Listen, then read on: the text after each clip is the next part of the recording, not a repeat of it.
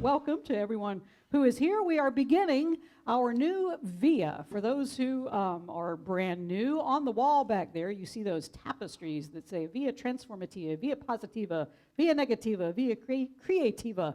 And we divide the year up into 4 quarters, like it usually is, and we have different themes for different Vias. And the Via Creativa, it begins in the new year. It's the winter. It's the time of growth and birth and creativity. And so we're beginning our Creativa theme this morning called Becoming Light. We give birth to the creative light of love in this world when we're willing to change, when we become aware of the world in new and deeper ways, and we recognize spiritual growth as our head knowledge becomes a heart knowing, and then we embody that light in the world. And this is the fourfold path that we are going to be exploring during this VIA: willingness, awareness, recognition, and embodiment. On a June day back in 1965, a man named Bill Thetford, who was a professor at Columbia University, remarked to his colleague Helen Schuckman, "There must be another way of living in harmony rather than discord, of looking at all of this differently." He said he was determined to find it.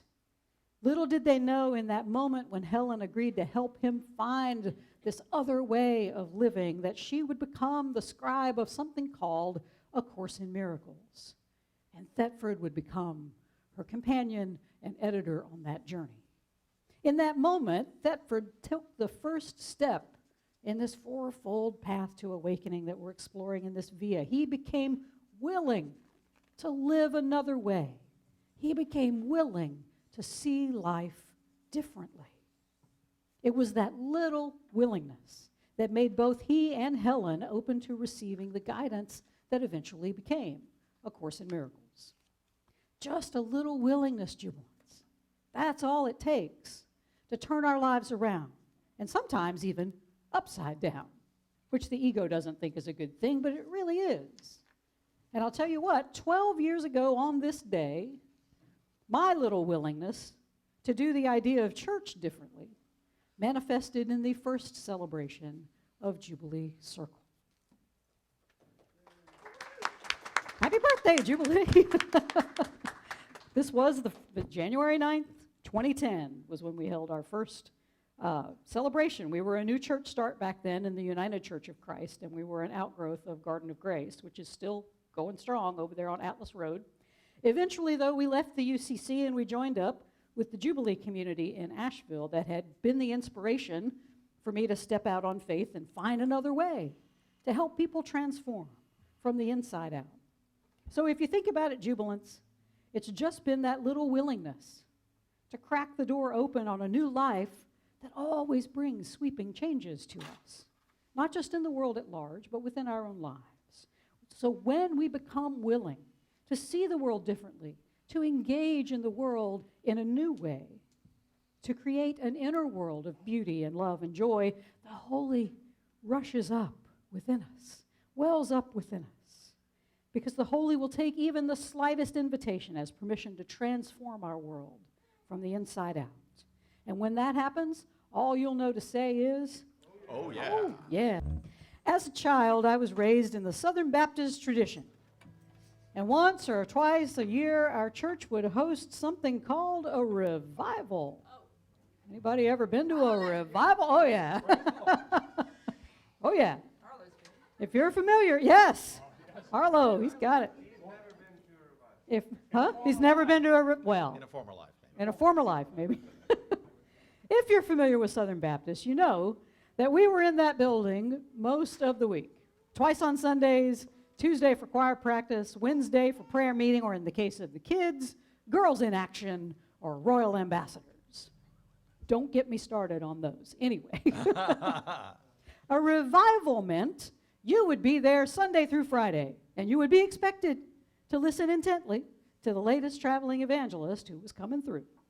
It also meant that you suddenly assumed the title of pew captain. Anyone here ever been a pew captain before? Okay, this was just...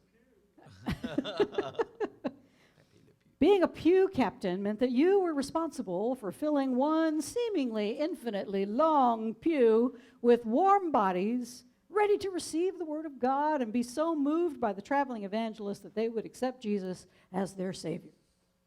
I hated revivals, mainly because I'm a really crappy salesperson.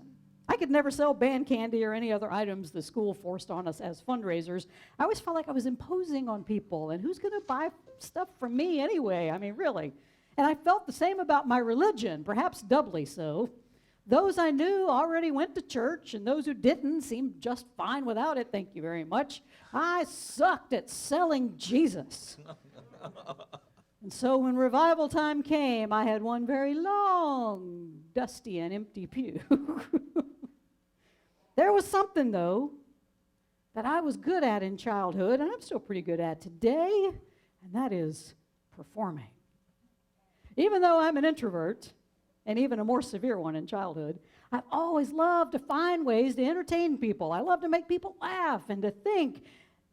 Most people cringe, at the thought of getting up and speaking before a crowd of people, but it was always fun for me because in this moment, I'm not selling you anything. I'm just trying to communicate to you my joy. And when I see that you receive it, my joy increases. According to A Course in Miracles, we are all born with this call to joy. We are all born with a sense that there has got to be a better way to live than through the ego's insistence that we compete against each other and strive for higher and higher achievements in this bodily world. All that ever seems to get us is exhausted and feeling that we have to keep striving for more and more. Even if we got all the wealth, all the fame, all the power that the world has to offer, the ego would never be satisfied. Even if you get it all, you're still empty somewhere. The key to clearly hearing that holy voice calling us to remember our true nature of joy is this: willingness.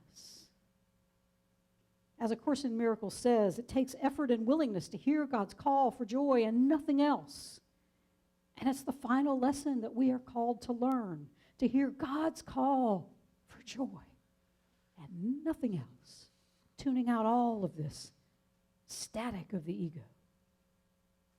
First, though, you got to be willing to stop listening to the voice of the ego that tells us we got to sell ourselves in every moment of the day to feel any sense of worth. It's a counterfeit form of joy, though, jubilance, because it's fleeting. We must be willing to tune into that voice for God that offers us lasting joy and is not affected by any circumstances or event outside of ourselves. The good news is, this monumental shift in our perspective from ego to our higher divine self, all it takes is a little willingness. Like the father of the prodigal son, God rushes to meet us when we change direction, when we turn from pursuing the ego's commands to yearning, even if we just turn around a little bit, even if we just glance back to find that better way and begin to tune in to God's joy. God rushes to meet us. The willingness to stick with yourself, says Buddhist monk Pema Chodron, is just another way of saying that you stay awake. That willingness to stick with yourself, your higher self, it's just another way of saying that you stay awake. We become willing to follow that better way of living outside of our ego, Chodron says, when it simply becomes too painful to continually see ourselves as being totally neurotic, selfish, all these things, and you can't stand to do that to yourself anymore. You don't want to cover up your openness anymore. That call to joy for me, it's in performing, it's in writing, it's in teaching, it's in being a source of entertainment, being a source of learning for other people, so they too can unleash their own source of joy. Oddly enough, in the words of Jesus, this meant that though I may have been a terrible pew captain, I was actually a pretty good evangelist. The good news for all of us is this: we are all terrible pew captains when we use our ego as a source for our inspiration. But when we are willing to live into our joy, we become the light of change because then we become God's best disciples. Breathe deeply. Jesus came and said to them, "All authority in heaven and on earth has been given to me. Go therefore and make disciples of," or teach, "all nations, baptizing them in the name of the Father and the Son and the Holy Spirit, teaching them to observe all that I have commanded you." Now those words from today's Jesus story were very prominent in my Southern Baptist upbringing. It was the very foundation for the whole idea of a pew captain. You were expected to go out and evangelize the world, convert them to Christ, or better yet, a Southern Baptist. You were supposed to keep a tally of how many souls you had personally saved. And as kids, we'd go, "How many you got this week?" I swear to God. We would tally them up. There should have been an app for that, right? There is now. I'm sure there is now. But when we read this passage in context, what an idea, right? It can't possibly mean that our mission in life is to go out and create more Christians, much less Southern Baptists. There were no Christians in Jesus' time. He was not out to convert anyone to any form of organized religion. Just the opposite, in fact. Jesus' gig was to help us remember who we truly are. We are the light of that change. We are also innocent. We are beloved children of God, and we are created in that light and in that love and in that joy. And if we delve into the specific words of this passage, what it commands us to do becomes clear. We are to recognize our own light, our own divine joy, because doing so will help others recognize their own divine light, their own divine joy. We are not here simply to just awaken ourselves, but to awaken the whole world. Let's look at this phrase. Go therefore and make disciples of all the nations. This phrase has been used to justify Christianizing the entire world, sending missionaries to countries to convert them from their barbaric religious beliefs. But that's not what Jesus is saying. The word for disciple here, as in the King James Version, it says, it's simply to teach. It's not about converting anybody to anything. What Jesus is asking us to do here is to teach who we are, to teach that we are love, to teach that we are joy, to be willing to uncover our own holy joy by listening solely to the voice of God within, embodying it then in such a way that helps others see that they too have this call to joy within them, just waiting to be recognized and heard and followed. By displaying our own willingness to answer God's call for joy within ourselves, we become the light of change. Others will see our joy, and they will remember their own. But A Course in Miracles tells us in chapter 10 that even though we all possess the great rays of God's divine light, there remains only a spark of this knowledge within many people.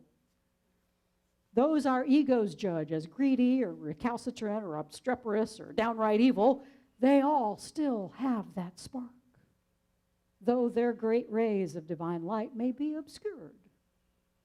So if we become willing to see the spark of God's great rays, even within those we judge to have the blackest souls on earth, and we put our faith in that spark of divinity within them, God will answer us, A Course says, and in that answer, we will be provided the power we need to see and reach even the dimmest spark around us and help them remember the truth about themselves so they can reignite the great rays that are already shining within them. That's why Jesus' command to baptize those we meet is so important.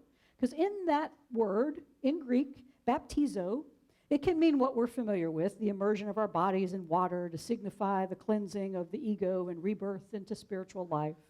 That word, though, baptizo, it also means to overwhelm. This means when we truly baptize others when we so overwhelm them with God's light of love that they have no choice but to finally see that spark of love, joy, and innocence that they have within themselves.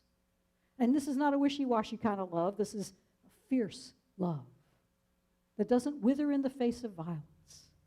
It doesn't draw back in the face of hatred or greed or division or tribalism or political differences or willing ignorance. Instead, this is a persistent, overwhelming kind of love that sees through the egos of everyone around us. It penetrates to the true heart of their innocence. The Blue Letter Bible notes that the clearest example that shows the meaning of baptizo is a text from the Greek poet and physician Nicander, who lived about 200 BC. It's a recipe for making pickles. And it's helpful because it uses both of these words that we're talking about. Nicander says that in order to make a pickle, the vegetable should first be dipped, bapto, into boiling water, and then baptized, baptizo, in the vinegar solution. Now, both verbs concern the immersion of vegetables in a solution, but the first is temporary. The second, the act of baptizing the vegetable, produces a permanent change. The boiling water is temporary. The vinegar makes it permanent. This is what we're called to do in the world, Jubilants. We are called to be willing to be so fully baptized in God's call for joy that we are pickled or permanently changed. As we become pickles for God,